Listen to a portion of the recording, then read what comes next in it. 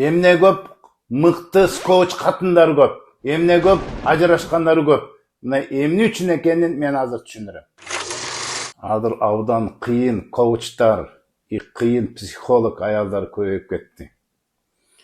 Байланба, бирөөгө зависимый болбо, күйөөң сага показатель эмес, окат кылса болот, тың жашаса болот, бактылуу болсо болот деп оозторуна жанагындай берберекеттерди коюп алып туруп, машина айдап, жол салмыш болуп алып, өздөрүн бактылуу көргүзүп, Дубайдан, Анталиядан көргүзүшүп атат. Бизнести мен силерге үйрөтөм деп туруп бизнеске, жашоого үйрөтөтмүш жана психолог болуп алып.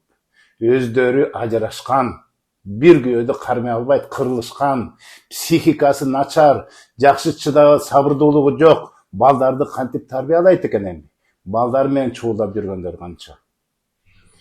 Жана жолбосо күйөөгө тийбеген бир кайсы бир малолетка, пустышка бирөөгө жашаганды үйрөтүп атат.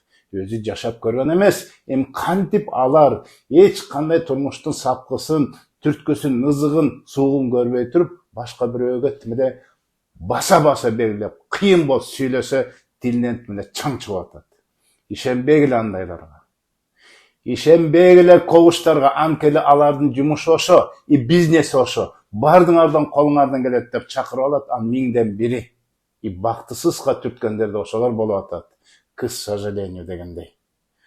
Андыктан өзүбүз тажрыйбалуу, дасыккан, турмушту көргөн, опыту бар, жана жакшы насыйх айткандарды көңүл буруп, бактылуу жашаганга аракет кылалы.